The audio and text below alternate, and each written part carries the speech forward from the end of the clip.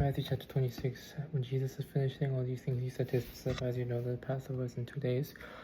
The Son of Man will be handed over to be crucified."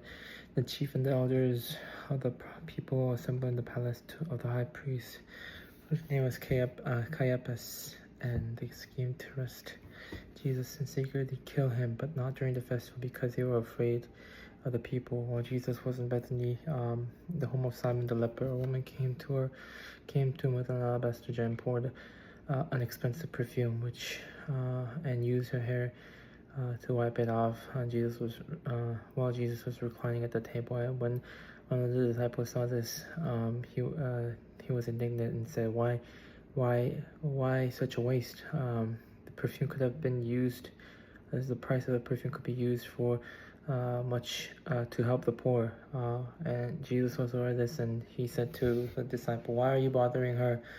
She has done what is beautiful. For you will always have with you, but you will not have with me. When she poured this perfume on my body, she did it to prepare me for burial. Truly I tell you, wherever the gospel is preached throughout the world, what she has done will be told in memory of her." Then one of the 12, one called Judas Iscariot, went to a chief priest and asked, "What are you willing to give me if I deliver Jesus over to you?" So they counted over to him. So they told him that they will give him 30 pieces of silver. From then on, Jesus watched for the opportunity to send him over. On the first day of the festival, unleavened bread, the disciple came to Jesus and asked, "Where do you want us to make preparation for your Passover?" Jesus replied, "Go into the city, a certain man, and tell him, the teacher says, my appointed time is near. I am going to celebrate the Passover with my disciples." Get your house. So the disciples, as Jesus had directed him, prepare the Passover. When the evening came, Jesus was reclining at the table with the 12. While they were eating, he said, truly I tell you, one of you will betray me." They were very sad. They began to say to one another, they began to say to him after one another, Jesus, surely you will meet me." Jesus replied, "The one who has dipped his hand into the bowl with me is the one that will betray me. So the man will go just as is written about him, but the woe to the man who betrays the Son of Man. It would have been better for that man to not have been born." The Judas, the one who would betray him, asked, "Surely you don't mean me, Rabbi, do you?" And Jesus replied, "You have said so." While they were eating, Jesus took the bread. When he had given thanks, he broke it and gave to his disciples, saying, "Take and eat, this is my body." Then he took the cup when he had finished. When he had given thanks, he gave it to them, saying, "Drink from it, all of you. This is the blood of the covenant, which is poured out for many. I tell you, I will not drink from this fruit of the vine from now on until the day when I drink it new in my Father's kingdom." When they had sang a song, they went out to Mount Olives.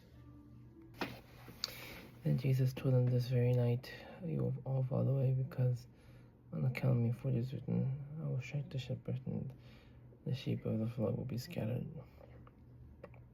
But after I have risen, I will go ahead of you in Galilee." Peter replied, "Even if I fall away on account of you, I will never. Should I tell you?" Jesus answered, "This very night, before the rooster crows 3 times, you will disown me 3 times." And Peter denied. Peter declared, "Even if I have to die with you, I will not deny you. I will never deny you." And all other disciples said the same. And Jesus went with his disciples to Gethsemane to pray. He said, "Here while I go over there and pray."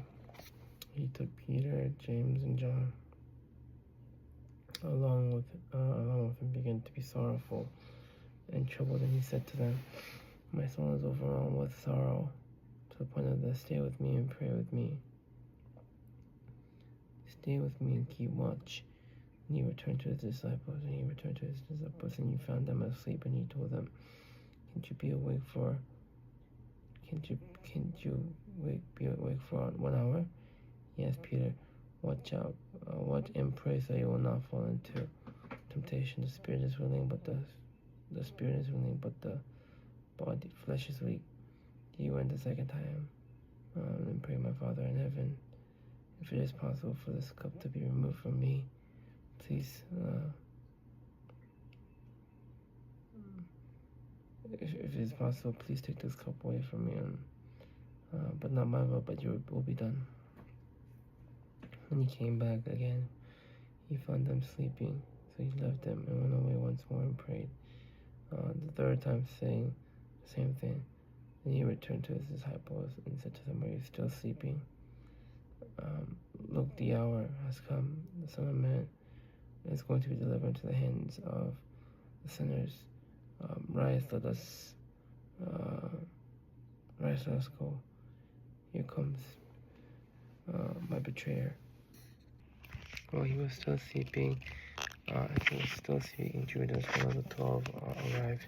With him a large crowd, armed with swords and clubs, sent from the chief priests and the elders of the people. Now the betrayer had arranged a signal for them.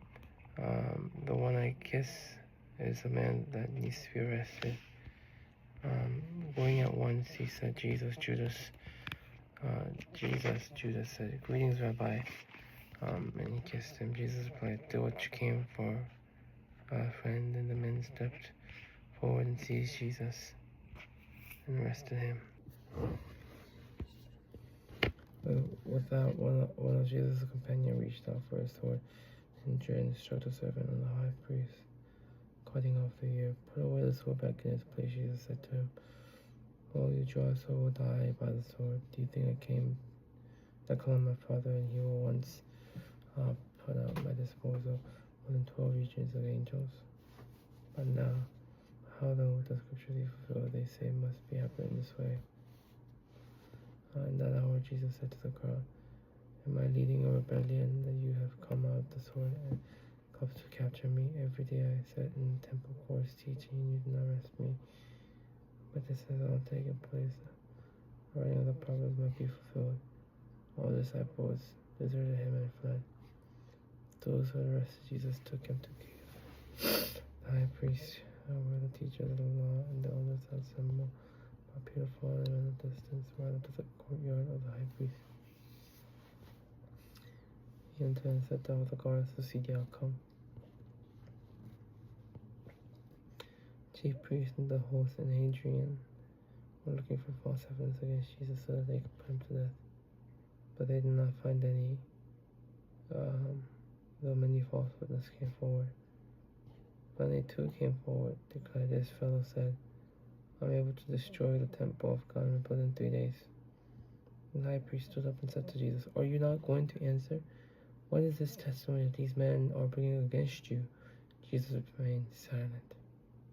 The high priest said to him, I charge you under oath by the living God. Tell us if you are the Messiah, the Son of God. You have said so, Jesus replied, but I say to all of you, from now on you will see the Son of Man sitting at the right hand of the Mighty One, and coming in the cloud of heaven. The high priest tore his clothes, and he said, he has spoken blasphemy. Why do we need any more witness? Look now, you have heard the blasphemy. What do you think? He is worthy of death. They answered. They spit in his face and struck him with their fists. Others slapped him and said, prophesy to us, Messiah. Who hit you? Peter was sitting on the courtyard. A servant girl came to him. You are also Jesus of Galilee, she said. But he denied it before them. I do not know what you're talking about, he said. But he went out to the gateway where another servant girl saw him and said the same thing. This fellow was Jesus of Nazareth. He didn't like it with an oath. I don't know the man. After a little while, those standing there went up to Peter and said, surely you are one of them. Your accent gives you away. Then he began to call down curses, and he swore to them, I don't know the man. Immediately a rooster crowed. And Peter remembered the words of Jesus being spoken. Before the rooster crows, you will disown me 3 times. And he went out and wept bitterly. Amen.